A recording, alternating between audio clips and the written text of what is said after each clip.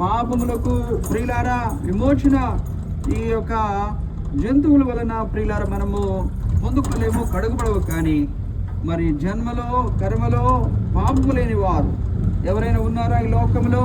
ఎవరు లేరు. అందరూ పాపము చేసి దేవుడిని గ్రహించి మహిమను పొందలేకపోయారని దేవుని వాక్యం సెలవిస్తూ ఉన్నది. నీతిమంతుడు లేడు, ఒక్కడును లేడు ప్రియులారా. అందరూ తమకిష్టమైన మార్గానికి గొర్రెల వలె తొలగిపోయిన వారుగా ఉన్నారు.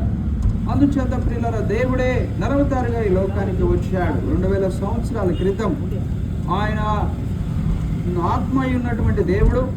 మరి దేవుణ్ణి చూసి నరుడు ఎవరు కూడా బ్రతుకునేరుడు. కానీ దేవుడు మానవుడిగా ఈ లోకానికి 2000 సంవత్సరాల క్రితం ఈ లోకానికి వచ్చాడు. ఇప్పుడు మనం క్రీస్తు శకంలో ఉన్నాం. దేనికి వచ్చాడు అంటే మానవునికి ప్రాయశ్చిత్తం చేయడానికి వచ్చాడు. మానవునికి ప్రాయశ్చిత్తం కావాలంటే మరి ప్రాణం పెట్టాలి. రక్తము చిందించినదే ప్రాయశ్చిత్తం లేదని సామాన్యంగా చెప్పవచ్చని వాక్యం సెలవిస్తున్నది. యేసు ప్రభువు వారు సిలువలో కాళ్ళలో మేకులు, చేతుల్లో శీలలు, తలలో ముళ్ళ కిరీటం, డొక్కలో పొడబడి తన అమూల్యమైన రక్తాన్ని కార్చి ఆయన ప్రాణం పెట్టాడు. సమాధి చేయబడ్డాడు. 3వ దినమున సమాధిని మరణాన్ని జయించి మరణపు ముళ్ళును విరిచాడు. ఓ మరణమా నీ ముళ్ళు ఎక్కడా, ఓ మరణమా నీ విజయం ఎక్కడని మరణపు ముళ్ళును విరిచాడు. మరణపు ముళ్ళు పాపము ప్రియులారా.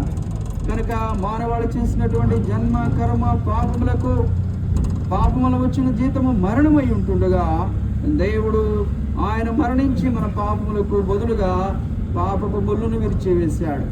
కనుక మన పాపముల రుణపత్రాన్ని చించివేశాడు. మన పాపములు ఎన్నడూ కూడా జ్ఞాపకం చేసుకునని తూర్పుకి పడమరకు ఎంత వ్యత్యాసమో అంత వ్యత్యాసపరిచాడు. అలాగైతే దేవుడు నీ కొరకు చేసినటువంటి మేలు ఉపకారం పాపముల వచ్చు జీతము మరణమై ఉంటుండగా ఆ మరణము దేవుడు నీ కొరకు నా కొరకు ఆయన మరణించి ఆయన మనలను మరణం నుండి తప్పించుంటుండగా మరి మన పాపములకు ప్రాయశ్చిత్తం కావాలంటే దేవునితో సమాధానం మనకు దొరకాలంటే మనం నీతిమంతులుగా తీర్చబడాలంటే మరలా ఈ లోకాన్ని విడిచిన తర్వాత మన ఆత్మ దేవునితో దేవుని రాజ్యంలో నిత్యము జీవించాలంటే మనం ఒక తీర్మానం చేసుకోవాలి. ఏమని? సృష్టికర్త అయినటువంటి దేవా, నా సృష్టికర్త, నా నిర్మాణకుడా, అయ్యా నేను జన్మకర్మ పాపనై ఉంటుండగా నా పాపమును బట్టి నాకు వచ్చిన మరణము అయ్యా నా మీదకి రాకుండా నీవే భరించి నా పట్ల చేసిన మేలు ఉపకారానికై వందనాలు ప్రభువా. అయ్యా నువ్వు కార్చిన రక్తంలో నా పాపములు కడుగు నాయనా. యేసు ప్రభువా నేను పాపినయ్యా అని చెప్పేసి మనము తీర్మానం చేసుకుంటే చాలు. సూక్ష్మముల మోక్షం. ఎంత ఘోర పాపినైనా దేవుడు ప్రియులారా మనమేమి చెల్లించాల్సిన పని లేదు. ఆయనే మన వెల చెల్లించాడు. ఆయనే విలువ పెట్టి కొన్నాడు. ఆయన ప్రాణాన్ని దానంగా పెట్టి మన ప్రాణాలకు విమోచన దయచేసినటువంటి వాడుగా కనపడుతున్నాడు. కనుక తన్ను ఎందరు అంగీకరించరో అనగా తన నామమునందు విశ్వాసం ఉంచిన వారికి ఆయన దేవుని పిల్లలకు అధికారం ఇస్తాడు. కనుక దేవుని పిల్లలుగా తీర్చబడాలంటే యేసు ప్రభుని రక్షకునికి అంగీకరించి పాపములకు ప్రాయశ్చిత్తాన్ని పొందుకొని పరలోక రాజ్యానికి వారసులు కావాలని ప్రేమతో మీకు తెలియపరుస్తున్నా. దేవుడు మీ గ్రామానికి మరి మేము వచ్చామంటే దేవుడు మిమ్మల్ని ప్రేమిస్తున్నాడు. దేవుని ఏర్పాటు, దేవుని సంకల్పము, దేవుని నిర్ణయంలో మీరు ఉన్నారు కనుక, దేవుని ప్రణాళికలో మీరు ఉన్నారు కనుక అందుచేతనే మీ మధ్యకు దేవుడు మమ్మల్ని పంపించాడు. ఇది ముక్తిని చేర్చే వార్త, మోక్షాన్ని చేర్చే వార్త, శుభవార్త. ఇట్టి శుభవార్త ఇంకా ఏది లేదు పిల్లారా.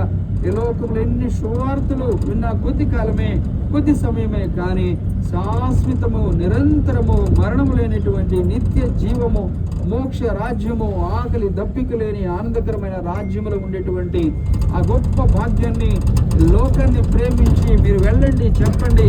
నమ్మిన వారికి ఆత్మరక్షణ, నమ్మని వారికి శిక్ష ఉంటుంది, నిత్య నరకాగ్ని ఉంటుంది. గాలు అగ్ని ఆరదు, పురుగు చావదు. ఇట్టి ఉగ్రతను తప్పించుకొని పరలోకానికి వారసులు కావాలని ఈ మాటలు మీకు అందిస్తూ ఉంటుండగా, అయ్యా మా సోదరులు మీకు పత్రికలు అందిస్తా అన్నారు, ఉచితంగా తీసుకోండి, మరలా మేము తిరిగి వస్తాము కనుక చదవండి. దేవునికి హృదయం ఇచ్చి దేవుని రాజ్యానికి వారసులు కావాలని, నరకాన్ని తప్పించుకోవాలని ప్రేమతో ప్రభు పేరట మనం చేస్తున్నాం. ఆ గ్రామంలోనికి వెళ్ళిన తర్వాత స్టార్ట్